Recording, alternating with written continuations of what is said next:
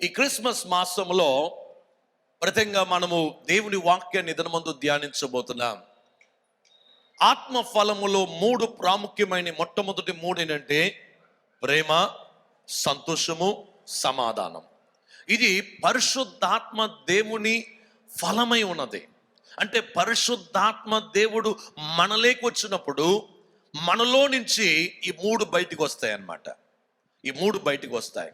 ఈ బయట నుంచి వచ్చేవి కాదు. ప్రేమ, సంతోషము, సమాధానము మనకేదో సినిమా థియేటర్లో రావు, ఒక పుస్తకం చదవడం చేత రాదు, ఏదో ప్రశాంతమైన ఒక స్థలంలో కూర్చోవడం చేత రాదు, లేకపోతే మనకు తెలిసిన వాళ్ళ దగ్గరికి వెళ్ళడం చేత రాదు. ఒకవేళ వచ్చినా ఆ సమయం వాళ్ళు ఉన్న వరకు బాగానే ఉంటుంది, కానీ వాళ్ళు మనల్ని విడిచిపెడుతుండగా చీకటి ఎలాగైతే వెలుగు లేకపోవడం చేత ఎలాగొస్తుందో అలాగా వచ్చేస్తూ ఉంటుంది అన్నమాట. అయితే ఈ ఉదయకాలం మందు ఈ యొక్క మూడు విషయాలు యేసు ప్రభు వారు, మరియమ్మ, యోసేపు వారి యొక్క కుటుంబంలో ఎలాగూ వారు వాడుకున్నారనే విషయాన్ని ఈ ఉదయకాలం ముందు నేను మీ మధ్యలో దేవుడు ఉంచిన వాక్యం మధ్యలో నేను పంచుకోవాలని ఆశపడుతున్నాను. యేసు ప్రభు వారి భూమికి వస్తుండగా ఆయన భూలోకమంతా వెతుకుతున్నప్పుడు యేసు ప్రభు వారు మరియమ్మని ఎన్నుకున్నాడు. మరియమ్మ ఒక గర్భాన్ని ఎన్నుకున్నాడు. ఒక స్త్రీ యొక్క గర్భము చాలా విలువైన గర్భము. స్త్రీ యొక్క గర్భముని దేవుడు ఆశీర్వదించి స్త్రీ యొక్క గర్భము ఒక ఫలించే ఒక భూమిగా దేవుడు పెట్టాడు. స్త్రీ గర్భము అన్నిటికన్నా విలువైనది అనేది విషయం మనం మర్చిపోకూడదు.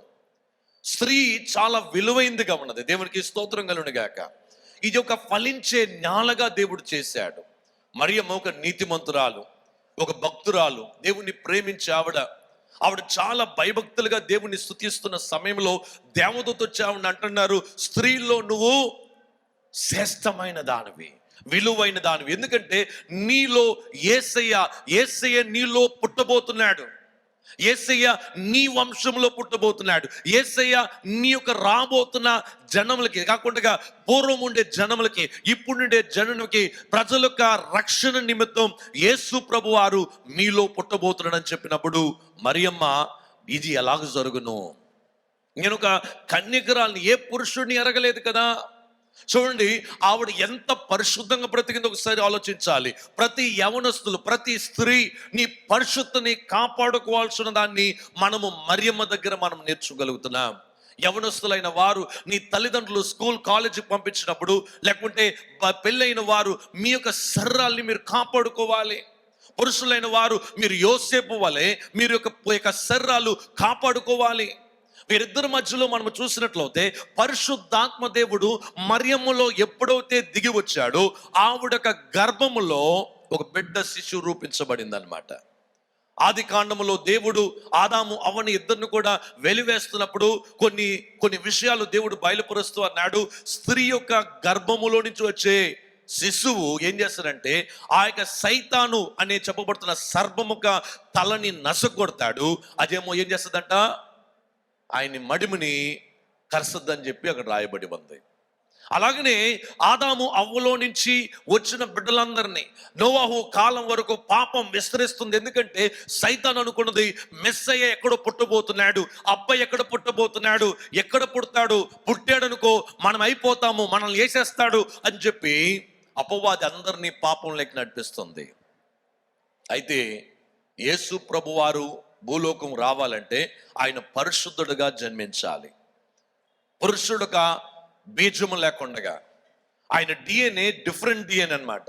హ్యూమన్ డిఎన్ఏలో XY క్రోమోజోమ్స్ ఉంటాయి, కానీ ఆయనది చాలా డిఫరెంట్ అండి. దేవునికి స్తోత్రం కలుగునుగాక. బాగా ఆలోచన చూడండి దేవుని బిడ్డలారా. మరియమ్మ ఒక నీతిమంతురాలుగా ఉంది, యోసేపు ఒక నీతిమంతుడుగా ఉన్నాడు.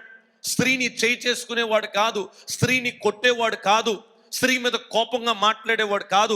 స్త్రీ అంటే చాలా మంది ఏమనుకుంటారంటే చాలా తక్కువగా చూసే కొంతమంది ఉన్నారండి. స్త్రీని చాలా అవమానపరిచేవారు ఉన్నారండి. స్త్రీని చాలా భయంకరమైన బూతులతో తిట్టే కొంతమంది పురుషులు ఉన్నారండి. ఒకవేళ మీరు ఆ లిస్టులో ఉన్నట్లయితే ఈరోజు మీరు మారు మనసు పొందండి. యోసేపు తను పెళ్లి చేసుకోబోతున్న ప్రదానము చేసుకున్న ఆ మరియమ్మ గర్భవతి అని తెలిసినప్పుడు ఆయన మెల్లగా ఆవిడ్ని వెడనాడాలి అనుకున్నాడంట. ఊరంతా బజారంతా కూడా ఆవిడ గురించి తప్పుగా మాట్లాడి పంచాయతీలు చేసి గొడవలు చేసి సెటిల్మెంట్ల వరకు వెళ్ళే ఆ స్థితికి వెళ్ళలేదు, కానీ ఆయన మెల్లగా ఆవిడ నుంచి విడనాడాలనుకుంటున్నాడు. వీరిద్దరిలో కూడా దేవుని యొక్క మహిమను మనము చూడగలుగుతున్నాం. వీరిద్దరిలో కూడా పరిశుద్ధాత్మ శక్తిని మనము చూడగలుగుతున్నాం. దేవుని బిడ్డలారా, ఎందుకు అంత మరియమ్మ మీద అంత శ్రద్ధ? ఎందుకంటే ఆయనలో ప్రేమ ఉంది కాబట్టి. ప్రేమ ఉన్నప్పుడు ఒకరొకరు గాయపరుచుకోవాలంటే చాలా కష్టంగా ఉంటుంది. కొత్తగా పెళ్ళి వచ్చారు, బాగా ప్రేమించుకోవాలి. దేవునికి స్తోత్రం కలుగును గాక. ప్రేమ ఉండే స్థలములో గాయాలు రావడానికి చాలా కష్టం. ప్రేమ ఉండే స్థలములో సంతోషం ఉంటుంది. ప్రేమ ఉండే స్థలములో సమాధానం ఉంటుందండి. ఒక రైల్వే ఇంజిన్ లాంటిది అనమాట. చూడండి, యోసేపుకి మరియమ్మ అంటే చాలా ఇష్టం. అందుకని మరియమ్మని నేను బాధ పెట్టకూడదు, మరియమ్మని నేను ప్రేమిస్తున్నాను కాబట్టి మరియమ్మని నేను వెడనాడాలి అనే ఆలోచనతో ఉన్నాడు యోసేపు.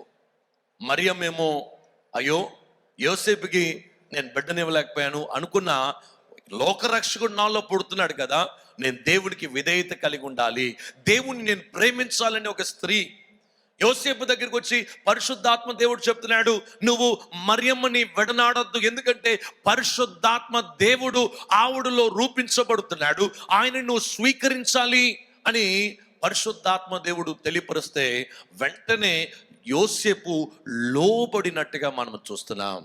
మీరు ఎన్ని వర్తమానాలు వింటున్నారు? దేవుని వాక్యానికి లోబడుతున్నారా? దైవజనుడు మాట్లాడాడో, లేకుంటే తల్లిదండ్రులు మాట్లాడారో, లేకుంటే బంధుమిత్రుల ద్వారా, లేకుంటే ఎక్కడో ఒక చిన్న వచనం ద్వారా దేవుడు మాట్లాడినా దేవునికి లోబడే హృదయం చాలా ఇంపార్టెంట్ అండి. ప్రతి ఆదివారం సంఘంకి వచ్చి కూర్చొని వెళ్ళిపోవడంలో ఉపయోగం లేదు, కానీ దేవునికి లోబడి ఆయన యొక్క భయభక్తుల్లో నడుచువారు ధన్యులు అని బైబిల్ చెప్తుందండి. ఆదివారం వచ్చేసాను, అటెండెన్స్ చేసేసాను, పాస్టర్ గారు చూసేసారు, వెంటనే ఆయన దగ్గరికి వచ్చాను, ప్రార్థన చేయించుకున్నాను, నేను చాలా సిన్సియర్ని, నేను చాలా కరెక్ట్గా ఉన్నాను, అది సరిపోదండి. దేవుని వాక్యములో నడిచే బిడ్డలుగా మనం ఉండాలండి. అందరూ తప్పు చేస్తాం, అందరము అనేక సార్లు తొట్టిల్లిపోతుంటాం. తొట్టిల్లిన ప్రేమ ఉన్న స్థలములో నిలబడతాం. దేవునికి స్తోత్రం కలుగును గాక. చూడండి, పరిశుద్ధాత్మ దేవుడు ఎవరిలో ఉంటారో వారిలో ప్రేమ ఉంటుందండి. ఈ ప్రేమ హద్దులేని ప్రేమ. హద్దులేని ప్రేమ ఒక కుటుంబంలో ఉండాలి. ప్రతి క్రైస్తవ కుటుంబంలో హద్దులేని ప్రేమ ఉండాలి. అది బంధుమిత్రులకు అయి ఉండొచ్చు, లేకపోతే స్నేహితుల మీద కావచ్చు. ఒక శత్రువును కూడా ప్రేమించే హృదయం ఎవరికి ఉందంటే ఈ ప్రపంచం అంతట్లో దేవుని బిడ్డలకి మాత్రమే ఉందండి. మరి ఎవరు అలా ప్రేమించలేరు. దెబ్బకి దెబ్బ, పంటికి పన్ను, లేకపోతే గుద్దుకు గుద్దని వెళ్ళిపోయే లోకం అన్నమాట. ఒక మాట అంటే సహించలేని లోకంలో బ్రతుకుతున్నాం మనము. అయితే యేసు యొక్క ప్రేమ ఎలాంటిదంటే, యేసు యొక్క ఆత్మ మనలో నివసించినట్లయితే మనము ప్రేమ చేత నింపబడి ఉండాలి. చూడండి, ఎప్పుడైతే యోసేపుకి వర్తమానం వచ్చిందో వెంటనే మరియమ్మని దగ్గర తీసుకున్నాడండి. ఒక విషయం చెప్తాలి ఏంటంటే, యోసేపుని మరియమ్మ ధర్మశాస్త్రం ఏమీ చేయలేదు. ధర్మశాస్త్రం ప్రకారము మరియమ్మ ఆవిడ పెళ్లి కాకముందే గర్భవతి అయినను అందరూ రాళ్ళు విసిరి చంపాలి, కానీ అంత దమ్ము ధైర్యము ఎవరికి ఉండదు. ఎందుకంటే ధర్మశాస్త్రాన్ని కంట్రోల్ చేసే దేవుని వాక్యమే ఆయన శరీరధారి అయి కృపాసత్య సంపూర్ణుడుగా ఆయన మరియమ్మ గర్భంలోకి వచ్చేసాడు. వాక్యమే మన ముందున్నప్పుడు, వాక్యమే సరిగా దిగి వచ్చినప్పుడు, ఆ వాక్యమే ఆ యొక్క మరియమ్మ గర్భంలో ఉన్నప్పుడు ఆ వాక్యము వ్యతిరేకంగా ఎవరు చేయలేరండి. దేవునికి స్తోత్రం కలుగును గాక. హల్లెలూయా. కొంచెం లోతుగా వెళ్దామండి వాక్యములో. ఈ ప్రేమ అన్నప్పుడు ప్రేమ ఎలాంటిదంటండి, ప్రేమ క్షమించేదిగా ఉంటుంది, ప్రేమ సహించేదిగా ఉంటుంది, ప్రేమ అర్థం చేసుకునేదిగా ఉంటుంది. ప్రేమ ఎలాంటిదంటే అది ఏ షరతులు లేకుండా ప్రేమించే వాళ్ళే నిజమైన ప్రేమ. దేవుని బిడ్డలారా, బైబిల్ గ్రంథం అందుకనే వివాహం గురించి మాట్లాడుతుంటది. భర్త తన భార్యని ప్రేమించాలి. భార్య ఎవరు స్థాయి, ఏ స్థాయి అంటే భార్యది యేసయ్య స్థాయి అన్నమాట. యేసయ్య సంఘాన్ని ప్రేమించినట్టుగా అలాగనే యేసయ్య సంఘము కొరకు ఆయన మరణించాడు. మరణించడం అంటే తన్ను తాను వ్యక్తునిగా చేసుకోవడం, తన్ను తాను తగ్గించుకునే ఆ స్థితికి దిగాడు కదా, అది అన్నమాట యేసయ్య స్థాయి. ఇంటి యజమానుడు అంటే కుర్చీలో కూర్చోవడం కాదు, ఇంటి యజమానుడు అంటే కుటుంబానికి సేవ చేయడము. డాక్టర్ అంటే ఏంటి, కూర్చోవడమా కాదు. డాక్టర్ అంటే ఆపరేషన్ చేయాలి, పేషెంట్లను చూడాలి, అక్కడ ఉండే వారు వచ్చే వాళ్ళందరూ కూడా వారు ఆరోగ్యంగా ఉండడానికి చూసేలాగా ఒక తండ్రిగా, ఒక ఇంటి యజమానుడిగా, ఒక భర్తగా నీ బాధ్యతనంటే నీ కుటుంబం యొక్క క్షేమాన్ని చూడాలి. సంఘాన్ని ఎలాగైతే యేసయ్య చూసుకుంటున్నాడో అలాగా భర్త తన కుటుంబాన్ని చూసుకోవాలి. హల్లెలూయా, హల్లెలూయా. పురుషులందరూ చేతులు పైకెత్తి దేవుని స్తుతించండి. హల్లెలూయా. మనం యేసయ్య రూపంలో ఉన్నాం. యేసయ్య ఎలాగైతే తన సంఘము కొరకు ఆయన మరణించాడో మనము కూడా, అందుకని ఊరేసుకుని చావమనట్లేదండి, ఇంకోటి చేయట్లా. నిన్ను నువ్వు తగ్గించుకోవాలి. నేను పురుషుడిని గర్వం నుంచి నువ్వు తగ్గించుకున్నప్పుడు నీ భార్యను నువ్వు ప్రేమించగలవు అన్నమాట. ఇది చాలా ఇంపార్టెంట్ అండి. ఆ విధానం నుంచి క్రైస్తవ వ్యవస్థలో మనకు అవి ఉండకూడదండి. మనం ఎవరి స్థాయి? యేసే యొక్క స్థాయిలో ఉన్నాం. యేసే అన్నాడు, క్రీస్తు సంఘానికి శిరస్సై ఉన్నట్టుగా భర్త తన భార్యకి శిరస్సై ఉన్నాడు, తన బిడ్డలకి శిరస్సై ఉన్నాడు, కుటుంబానికి శిరస్సై ఉన్నాడు. శిరస్సు అనేది చాలా ఇంపార్టెంట్. శిరస్సులు ఏమేమి ఉన్నాయి? కళ్ళు ఉన్నాయి, చెవులు ఉన్నాయి, నోరుంది. ప్రతి కంట్రోలింగ్ సిస్టమ్స్ ఈ గొంతులో నుంచి బాడీకి వెళ్తుంది అన్నమాట. నిర్ణయాలన్నీ ఇక్కడే జరుగుతాయి మోస్ట్ ఆఫ్ ది థింగ్. కాబట్టి నా చెయ్యి బాగుండాలంటే నేను జాగ్రత్తగా ఆలోచించాలి, నా నోరు జాగ్రత్తగా ఉండాలి, లేకుంటే ఎవరు నన్ను కొట్టేస్తారు, లేకుంటే నేను ఆ యొక్క తప్పుడు మార్గాలు నడిస్తే నేను అపాయంలో పడతాను, తినని వస్తువుని తింటే నా శరీరానికి బాగోదు. కాబట్టి పురుషుడైన వాడు నీ టోటల్ సిస్టమ్ని ఆర్గనైజ్ చేస్తూ మేనేజ్ చేయడమే దేవుడు నీకు ఇచ్చిన గొప్ప గిఫ్టింగ్ అన్నమాట. స్త్రీ దేవుని సంఘం అన్నమాట. సంఘము యేసై వైపు ఎలా చూస్తుందో, యేసై కొరకు ఎలా కనిపెడుతుందో, యేసైని ఎలాగూ ప్రేమిస్తుందో అలాగా భార్య తన భర్తని ప్రేమించాలి, గౌరవించాలి, సన్మానించుకోవాలి ఒకరొకరు. దేవునికి స్తోత్రం కలుగును గాక. బైబిల్ చెప్తుంది మీరు ఒకరిలో ఒకరు లోబడుడి అంటున్నాడు. లోబడడం ఎప్పుడు వస్తుందంటే ప్రేమ ఉన్నప్పుడు లోబడడం చాలా సులువుగా ఉంటుందండి. ప్రేమ లేనప్పుడు ఒక మాట అంటే ఇంకొక మాట వచ్చేస్తుంది. అదే ప్రేమ ఉన్నప్పుడు ఏమవుతుందంటే ఆ మాట అన్నట్లే, ఏదో కోపంగా అన్నట్లే మా ఆయన, లేకపోతే కోపంగా ఏదో ఉందలే మా ఆవిడ అని నవ్వుకుంటాం. ఎందుకంటే ఆవిడ కోపం తగ్గిపోయిన తర్వాత ఆవిడ ప్రేమ వచ్చేస్తుంది కదా, అలాగ ఆలోచిస్తాం అన్నమాట. ఈ మరియమ్మ యోసేపు విషయంలో కూడా అదే చూస్తున్నాం. వీరు ఒకరిలో ఒకరు ప్రేమ కలిగిన వారుగా ఉన్నారు. ఎంత ప్రేమ అంటే తెలుసా, మరియమ్మ యోసేపు వారి ఇల్లు విడిచిపెట్టి బయటకు వచ్చేసారు, ఇంటిలో నుంచి వెలివేసేసారు. మీరు పెళ్లి కాకముందు ఇలాంటి పని చేశారు. పరిశుద్ధాత్మ దేవుడు అంటున్నారు, పరిశుద్ధాత్మ చేత నువ్వు గర్భవతి అంటున్నావు, కాబట్టి నువ్వు ఇంట్లో ఉండడానికి వీలు లేదు, నువ్వు బయటకు వెళ్ళిపోయినప్పుడు మరియమ్మ యోసేపు ఇంటి నుంచి బయటకు వచ్చేసారు. వాళ్ళ దగ్గర ఏమీ లేవు, బట్టలు మాత్రమే ఉంటాయి అనుకుంటా, ఒక గాడిద ఉండి ఉంటుంది. తీసుకొని బయటకు వస్తుంటే ఆ రోజు ఏ ఇంటి వారు కూడా యేసయ్యకి స్థలం ఇవ్వలేదని పుట్టడానికి. మరియమ్మకి యోసేపుకి ఒకరి ఇంటిలో వారి బంధుమిత్రులు ఇంట్లోకి చేరవలేదంట, వాళ్ళ స్నేహితులు ఇంట్లోకి చేరవలేదంట, హోటల్లో లేదంటే సత్రమోలు ఏం చేశారంటే వారి ఇంటిలోకి చేరవలేదంట. దేవుని బిడ్డలు బాగా ఆలోచించి చూడండి, ఎంతవరకు వెళ్ళిందంటే అక్కడ ఎక్కడ కూడా వారి ఇంట్లో ఉండడానికి, ఒక స్థలములో ఉండడానికి చోటు ఇవ్వలేదు. అయితే మరియమ్మ యోసేపు ప్రేమ తగ్గిపోయిందా? మరియమ్మ యోసేపులో ఉండే సంతోషం తగ్గిపోయిందా? మరియమ్మ యోసేపులో ఉండే ఆ సమాధానం తగ్గిపోయిందా? ఒక విషయం మనం అర్థం చేసుకోవాలి. మరియమ్మ యోసేపులో మనం నేర్చుకోవాల్సిన చాలా విలువైన విషయాలు ఏంటంటే, వారికి ఏమీ లేకపోయినా నువ్వు నాకున్నావు. పెళ్లికి ముందు ఏమంటాం? వ్యాధి అందును, ఆరోగ్యం అందును, లేమి అందును, కలిమి అందును నేను నిన్ను విడవక నీ భర్తగా లేదంటే నీ భార్యగా నేను లోబడి ఉంటాను, నేను ప్రేమిస్తానని చెప్తామో, పెళ్ళైన తర్వాత చిన్న కష్టం వస్తేనే వెంటనే ఎక్కడికొడుకో వెళ్ళిపోతారు కదా. ఎవరెవరో సెటిల్మెంట్, ఎవరెవరో పెద్దలు, ఎవరెవరో వచ్చి ఎవరెవరో మీ మధ్యలో మాట్లాడుతుంటారు. దేవునికి స్తోత్రం కలుగును గాక. హల్లెలూయా. ఈ విషయం మనం చాలా జాగ్రత్తగా గమనించాలి. చూడండి, యోసేపు మరియమ్మకి ఎక్కడ స్థలం ఇవ్వట్లేదు పడుకోవడానికి, ఎక్కడ స్థలం లేదు. అయినను మరియమ్మ యోసేపుని ప్రేమించడం మానవీయలేదు. యోసేపు మరియమ్మ నువ్వు గర్భవతి కాబట్టి నాకు ఎక్కడ ఇల్లు స్థలం దొరకట్లేదు, నేను బాగా చక్కగా మా ఇంట్లో పడుకున్నాను, ఇప్పుడు వీధిలో ఉన్నాను, నిన్ను పెళ్లి చేసుకుని ఇలాగైపోయింది అనుకోలే. ఆయన మరియమ్మని ప్రేమించడం మొదలు పెట్టాడు. దేవుని బిడ్డలారా, మనకందరికి కూడా చాలా చాలా సీజన్స్ వస్తూ ఉంటాయి.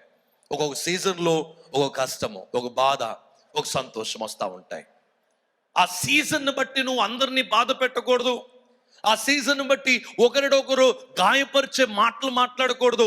ఎందుకంటే నెక్స్ట్ సీజన్ లో దేవుడు పెద్ద ఆశీర్వాదం ఉంచి ఉంటాడు. దేవునికి స్తోత్రం కలుగును గాక. ఒక ఎగ్జామ్ అయిన తర్వాత ఎలాగైతే ఒక మార్క్స్ కార్డు, ఒక రిజల్ట్స్ వస్తాయో, అలాగనే ఒక శ్రమ తర్వాత దేవుడు ఉన్నతమైన ఆశీర్వాదాలు మీ కుటుంబం కొరకు దేవుడు దాచి ఉంచి ఉన్నాడు. హల్లెలూయా, హల్లెలూయా. చూడండి, వీళ్ళిద్దరి మధ్యలో ఎవరున్నారు? యేసు ప్రభు ఉన్నారు. యేసు ప్రభు గర్భంలో ఉన్నారు. యేసు ప్రభు ఎదుగుతూ ఉన్నాడు. యేసు ప్రభుయే దేవుడే ఉన్నాడు. యేసు ప్రభు దేవుణ్ణి ఆయన మోసుకుంటూ వెళ్తున్న మరియమ్మకి అసలు ఎక్కడ స్థలం దొరకాలి చెప్పండి? ప్యాలెస్లో కూడా దొరికేయాలి. బట్ ఎక్కడ దొరకపోయినా యేసయ్య, మరియమ్మ, యోసేపుతోనే ఉండిపోయాడండి. హల్లెలూయా. సరే, అబార్షన్ చేసేసుకొని వీళ్ళకి ఎక్కడ స్థలం దొరకట్లేదు, హేరోదు రాజు భార్య దగ్గరికి వెళ్ళిపోదాం అని యేసు ప్రభు రెండు ఆలోచించలేదు.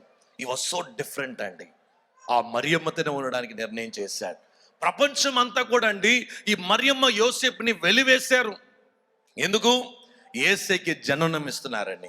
అయితే దేవుని బిడ్డలారా, ఆఖరిగా వీళ్ళకి దొరికిన ఒకే ఒక స్థలం ఏంటంటే ఈ పశువుల పాక. ఎందుకంటే దేవుని బిడ్డలారు బాగా ఆలోచించండి, వీరు ఒకరిలో ఒకరు ఎంత ప్రేమ ఉందంటే ఆ పశువుల పాకలో కూడా వీరిద్దరి మధ్యలో ప్రేమ కనిపిస్తుంది. దేవునికి స్తోత్రం కలుగునగాక. ఒక ఉన్నతమైన ఆ ప్రేమని ఒకరిలో ఒకరు చూపించుకుంటున్నారు. యోసేపు, నేను నిన్ను పెళ్లి చేసుకున్నాను, నన్ను పాకలకి తీసుకొచ్చావేంటి? ఈ ఆవులు మేకల మధ్యలో ఈ స్మెల్ ఏంటి? నేను మంచి బ్రతికాను, ఇలాంటి స్థాయికి తీసుకొచ్చావేంటని యోసేపు మీద అరవలే మరియమ్మ ఒకటి అనుకున్నది, ఈ సీజన్లో ఈ కష్టం ఉంది, నెక్స్ట్ సీజన్లో నేను బాగుంటాను అనుకున్నది. అన్నిటికన్నా విలువైంది, నేను యేసయ్యని జన్మనిస్తున్నాను, నేను యేసయ్యని మోసుకుంటున్నాను, యేసయ్యే ఇక్కడ పశువుల పాకలో పుట్టాలనుకుంటే నేనెందుకు బాధపడాలనుకున్నది మరియమ్మ. యోసేపు ఎక్కడ స్థలం దొరకపోయినా ఆ పశువుల పాకని ఒక అందమైన స్థలముగా, ఒక బిడ్డ పుట్టే స్థలముగా, ఒక తల్లి ఉండగలిగిన స్థలముగా, ఒక బాలింత్రాలు ఉండే స్థలముగా దాన్ని మార్చేశాడు. నీ దగ్గర ఉన్నదాన్ని బట్టి నీ భార్యని, నీ భర్తని, నీ బిడ్డల్ని సంతోషింపచేయాలి. దేవునికి స్తోత్రం కలుగును గాక. చాలా మంది స్త్రీలు ఏం చేస్తారంటే ఒక రెంటెడ్ ఇంట్లో ఉన్నారని భర్తని వేధించేస్తూ ఉంటారండి. ఈ పాకలో ఉన్నానని వేధించేస్తూ ఉంటారండి. కొంతమంది భర్తలు ఇంటికి రావడానికి ఆలోచిస్తున్నారంట. కారణం ఎందుకు తెలుసా? ఇంటికి వస్తే ఇప్పుడు భజన మొదలు పెడుతుంది, ఆ భజన నేను వినలేకపోతున్నాను, ఎందుకు వచ్చిందిలే, ఆ టీ షాప్లో కూర్చుందాము, ఏది ఆ వెంటికలు కట్ చేస్తే బార్బర్ షాప్లో ఒక అరగంట సేపు పేపర్ చదువుదాము, లేకపోతే సరదాగా ఏది గడియార స్తంభం దగ్గర కాసేపు కూర్చొని కబుర్లు చెప్పేసుకొని బాగా నిద్రపోయే టైంకి వెళ్ళిపోదామని కొంతమంది వారు మనశ్శాంతిని ఎక్కడెక్కడో వెతుకుతున్నారు. కానీ ఒక విషయం మీరు గమనించాలి, దేవుడు నీకు ఏమిచ్చాడో దాన్ని బట్టి నువ్వు తృప్తి పొందాలి. నువ్వు ఎక్కడున్నా అక్కడ యేసయ్య నీతో ఉంటాడు. నువ్వు ఏ స్థాయిలో ఉన్నా ఆ స్థాయిలో నీకు యేసయ్య నీతో ఉన్నాడు. యేసయ్య లోకరక్షకుడు, ఇమ్మానుయేల్ నీతో ఉన్నప్పుడు నువ్వు ఎందుకు భయపడుతున్నావు? అది ఆలోచించాలి కదా. మరియమ్మ యోసేపు మధ్యలో ప్రేమ అండి. ఆ ప్రేమ ఈ రోజండి ప్రపంచంలో ఉండే ప్రతి క్రిస్మస్ చేసుకునే స్థలంలో ఆ యొక్క పశువుల పాక ఉంటుందండి. ఎందుకు పెడతారో తెలుసా? పెద్ద పట్టణం కావచ్చు, ఒక ప్యాలెస్ కావచ్చు, వైట్ హౌస్ లాంటి అమెరికన్ ప్రెసిడెంట్ ఉండే ఆ వైట్ హౌస్లో కూడా ఏం పెడతారు తెలుసా? ఆ పశువుల పాకలో పెడతారండి. నిజంగా అడుగుతాను నేను, ఒకవేళ ఇప్పుడున్న ప్రెసిడెంట్ కానీ లేకపోతే ఇంకొక వ్యక్తి కానీ మీరు అడిగారు అనుకో, పశువుల పాకలో ఉండడం మీకు ఇష్టం అంటే ఇష్టం కాదు. కానీ యేసే పుట్టిన ఆ స్థలము బికమ్ వెరీ ఫేమస్ అండి. దేవునికి స్తోత్రం కలుగును గాక.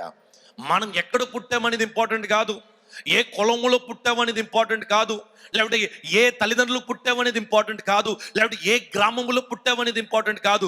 దేవుడు నీకు తోడే ఉన్నాడు కాబట్టి నిన్ను ఖచ్చితంగా గెలిపించే ఒక గొప్ప దేవుడు నీకు తోడే ఉన్నాడు. దేవునికి స్తోత్రం కలుగును గాక.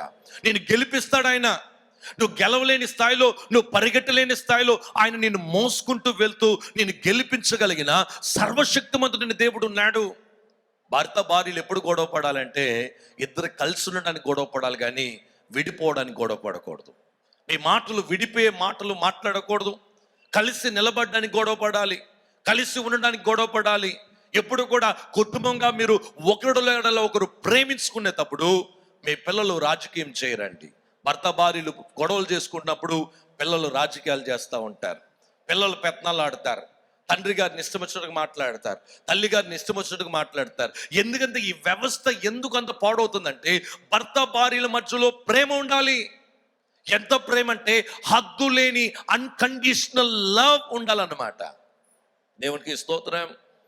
అయ్యా మొత్తం భర్త భార్యల గురించి చెప్తున్నారు, మేము యవనస్తులు, మీ పిల్లలమి, మాకేదైనా చెప్పమంటారా అంటున్నారేమో. యేసయ్య జన్మించాడు. యేసయ్య ఎవరు? లోకరక్షకుడు. యేసయ్య ఎవరు? దేవుడు. అయితే యేసయ్య ఆయన వారి తల్లిదండ్రుల్ని ప్రేమిస్తున్నాడండి. వారి తల్లిదండ్రులకి లోబడాడు. దేవుడై ఉన్నా కూడా ఆయన కుటుంబ వ్యవస్థ ప్రకారము ఆయన చేయడానికి ఆయన నిర్ణయం చేసుకున్నాడండి. ఎంత అద్భుతం చూడండి.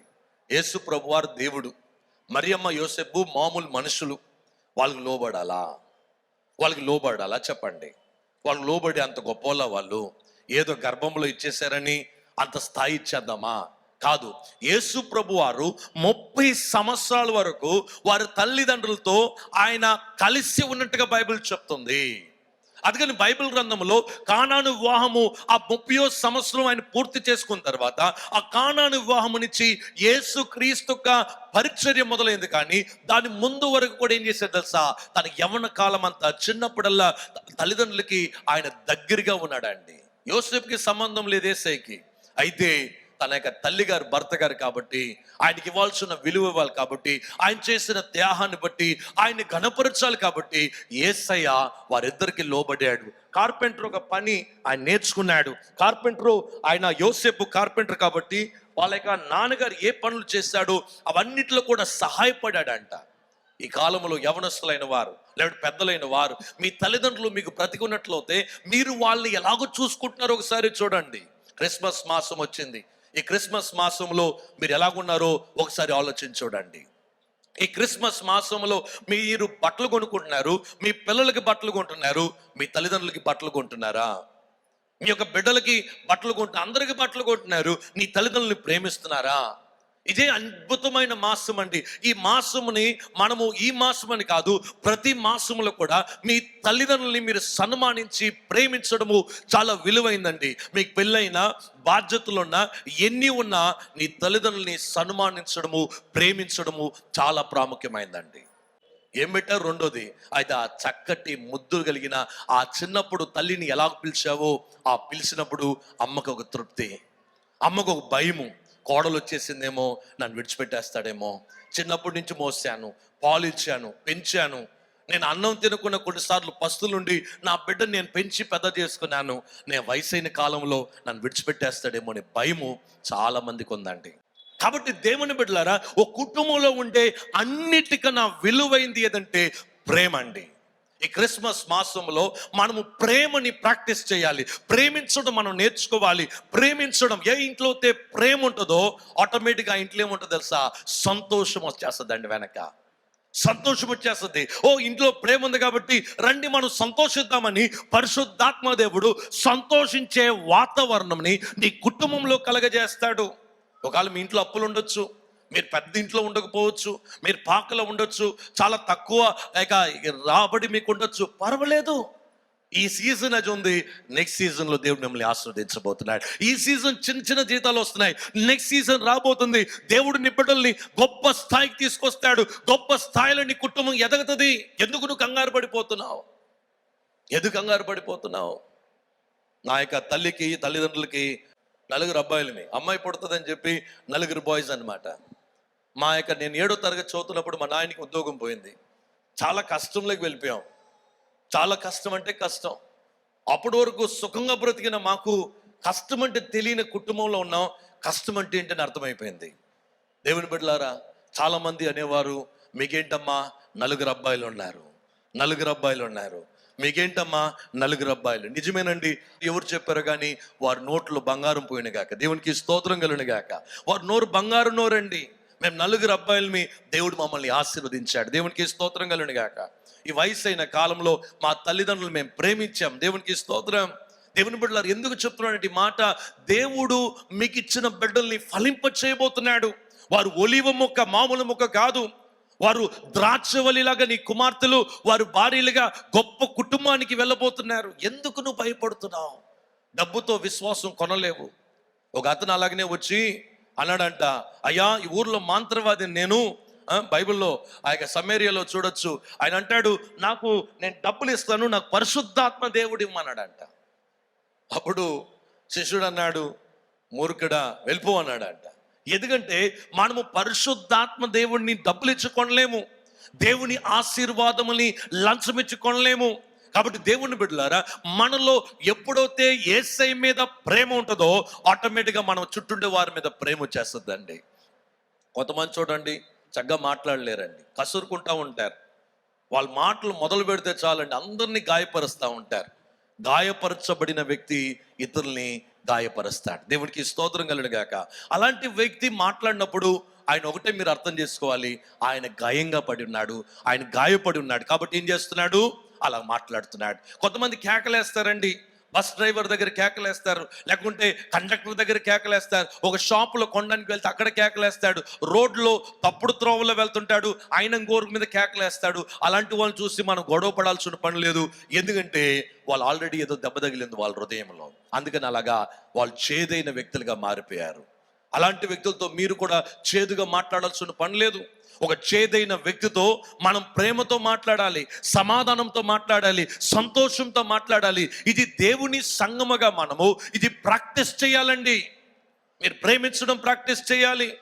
ఎప్పుడైతే ఏ కుటుంబంలో అయితే ఏ వ్యక్తులు అయితే మీలో ప్రేమ ఉంటుందో ఆటోమేటిక్గా మిగతా ప్రేమ ఎక్కడ ఉంటుందో అక్కడ సంతోషము సమాధానం వెంటాడుతుంది. ఉద్యోగంలో కొంతమంది ఉంటారండి, మీకు గోతులతో వాళ్ళు ఉంటారు, మీకు ఏదో తప్పుగా మీ గురించి మాట్లాడే వాళ్ళు ఉంటారు, మీ గురించి సాడీలు చెప్పే వాళ్ళు ఉంటారు, మీరు పైకి రాకూడదని కొంతమంది మీ ఆఫీసర్స్ ఉంటారు. అలాంటి వ్యక్తులు అన్ని స్థలాల్లో ఉన్నారండి. వాళ్ళ భయం ఏంటంటే నువ్వు పైకి వచ్చేస్తే వాళ్ళ బ్రతుకేమైపోతాని భయం అండి.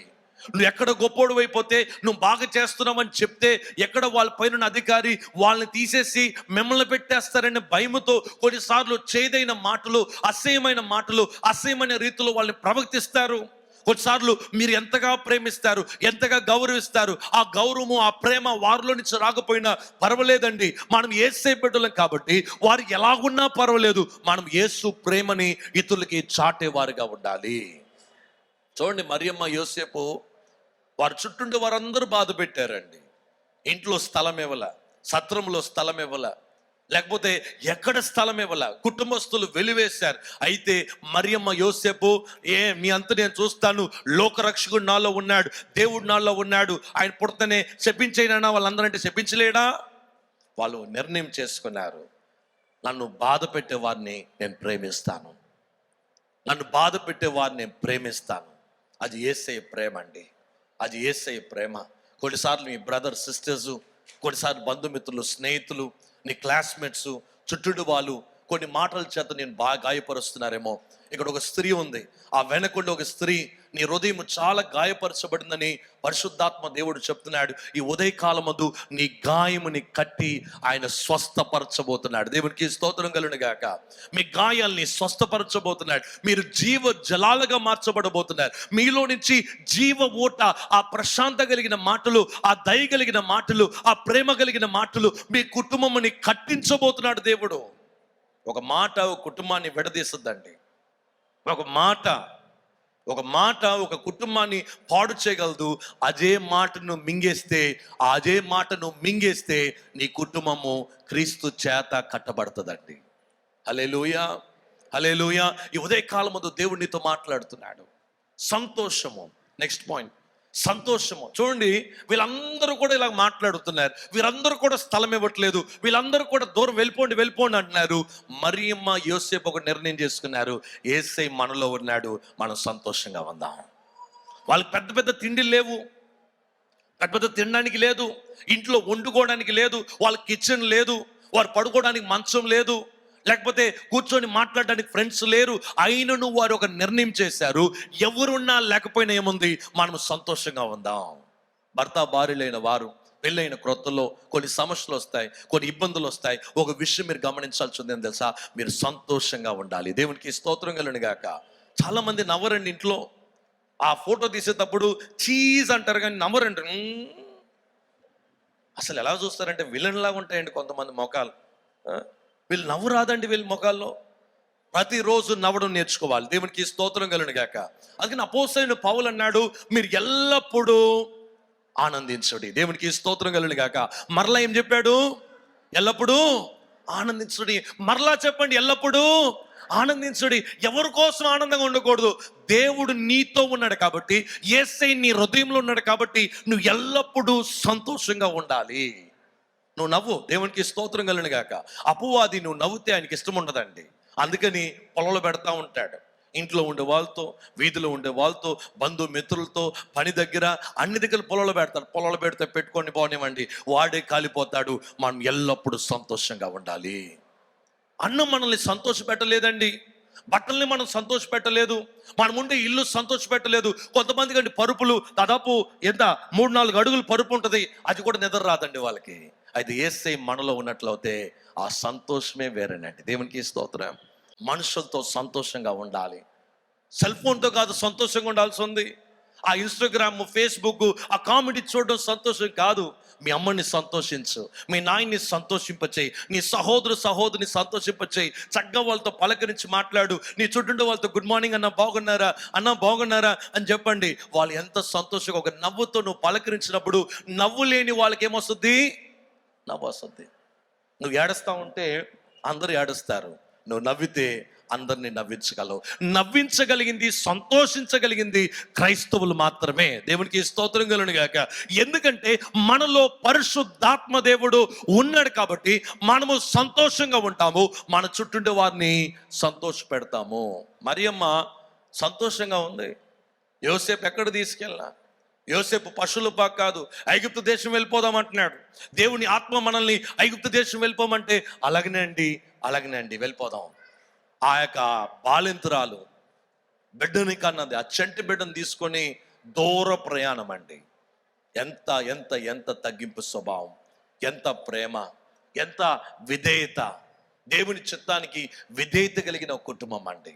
దేవుని బిడ్డలారా, ప్రేమ, సంతోషం. మూడోది సమాధానము, ప్రేమ, సంతోషము అది మనము చేసే నిర్ణయాన్ని బట్టి వస్తుంది, మన మాటలను బట్టి వస్తుంది. మన హృదయంలో దేని చేత నింపబడిందో దాన్ని బట్టి 3 ఆపరేట్ అవుతాయి. కాబట్టి నీ హృదయంలో పాపిష్ట పనులు కాదు, పాపిష్ట ఆలోచనలు కాదు, పాపిష్ట స్వభావాలు కాదు, ఈ 3 మీరు ఎప్పుడైతే మీ హృదయంలో నింపుతారో ఆటోమేటిక్గా మీకు సంతోషం బయటకు వస్తుంది. కాబట్టి ఇవన్నీ మనం చూసేదాన్ని బట్టి, వినేదాన్ని బట్టి, మాట్లాడేదాన్ని బట్టి కలుగుతుంది అన్నమాట. కాబట్టి దేని చేత మీ హృదయం నింపబడాలంటే యేసయ్య యొక్క వాక్యం చేత నింపబడాలి, ప్రేమ కలిగిన మాటల చేత నింపబడాలి. కొంతమంది దూషణ మాటలు చెప్తారు, ఇతరుల గురించి ఏదేదో చెప్తుంటారు. అవన్నీ వినద్దండి, యేసయ్య మాటలు వినండి. అందరూ మంచోళ్ళు, వాళ్ళు ఉండే సైతాన్ని ఇలా చేస్తుంది కాబట్టి వాళ్ళందరూ పర్వాలేదులే, మనం యేసయ్య ప్రేమను చూపించాలి. యేసయ్య ప్రేమ అనేది, యేసయ్య ఎలాగైతే ఈ భూలోకంలో పాపం కొరకు ఆయన మరణించాడు, పాపం కొరకు క్షమాపణ ఇవ్వడానికి ఆయన నిర్ణయం చేశాడు, ప్రేమ ఇవ్వడానికి నిర్ణయం చేశాడు, అలాగనే మనం ఏం చేయాలంటే అందరికీ ప్రేమ, సంతోషము, సమాధానం పంచాలి. ఈ క్రిస్మస్లో ఇది చేద్దామండి. అందరూ లేచిబడరండి. ఈ క్రిస్మస్లో ఈ 3 చేద్దాం. ఈ వీక్ నుంచి మీరు చేయాలి. చేస్తారా? ఏం చేయాలి? ఫస్ట్ థింగ్ ఏం చేయాలి? ప్రేమించాలి. రెండోది సంతోషంగా ఉండాలి. దేవునికి స్తోత్రం కలుగును గాక. మూడోది సమాధానంగా ఉండాలి. ఈ వారంలో మీరు ప్రాక్టీస్ చేయాలి. ఉదయకాలం లెగిస్తేనే అన్ని ప్రాబ్లమ్సే కనిపిస్తాయి. మీకు ఏం కనిపిస్తాయండి? ఉదయకాలం లెగిస్తేనే ప్రాబ్లమ్స్ కనిపిస్తాయి. ఒకటనాలి, యేసు నా ముందు ప్రాబ్లమ్స్ అన్నీ వెళ్ళిపోండి, యేసయ్యకి నేను అప్పగిస్తున్నాను. ఈరోజు నేను ప్రేమ, సంతోషము, సమాధానం నేను ప్రాక్టీస్ చేస్తాను. దేవునికి స్తోత్రం కలుగును గాక. ఒక బిడ్డ ఎలాగైతే నడవడం ప్రాక్టీస్ చేస్తాడో, ఒక బిడ్డ ఎలాగైతే మాట్లాడడం ప్రాక్టీస్ చేస్తాడో, ప్రతి క్రైస్తవులు ఈ పని మీరు చేయాలి. దేవునికి స్తోత్రం కలుగును గాక. మిమ్మల్ని విసిగించే వాళ్ళు ఉంటారు, ఇంట్లో మిమ్మల్ని బాధ పెట్టే వాళ్ళు ఉంటారు, మిమ్మల్ని అసహ్యంగా బాధ పెట్టే వాళ్ళు ఉంటారు. మీ చుట్టూ వాళ్ళు కరేపాకులాగా మిమ్మల్ని పక్కన పెట్టచ్చు, అది వాళ్ళ ప్రాబ్లం, మీది కాదు. దేవునికి స్తోత్రం కలుగును గాక. ఒకటి పిచ్చోడ్లాగా డ్రైవింగ్ చేస్తున్నాడు అనుకుందాం రోడ్డు మీద, అది మీ ప్రాబ్లమా? దానికోసం మనం ఎందుకు కోపడాలి? దానికోసం ఎందుకు మనం బాధపడాలి? వాడు బ్రతుకు వాడిది, వాడు స్టీరింగ్ వాడిది, బ్రేకులు వాడి కదా. అలాగనే ఈ మైండ్ సెట్ని మనం క్రియేట్ చేసుకోగలిగితే, మన బ్రెయిన్ని, మన హృదయాన్ని ట్రైన్ చేయగలిగితే, మనంత క్రైస్తవ కుటుంబాలు సంతోషంగా, సమాధానంగా, ప్రేమతో నిండి కుటుంబాలు ఈ కోనసీమలో ఎక్కడ ఉండకూడదు. మనం ప్రేమని విత్తేవారుగా ఉండాలి, మనం సంతోషంని విత్తేవారుగా ఉండాలి, మన సమాధానంని విత్తేవారుగా ఉండాలి. దేవునికి స్తోత్రం కలుగును గాక. ఎవరైనా ప్రేమ లేకపోతే మీరు ఏం చేయాలి?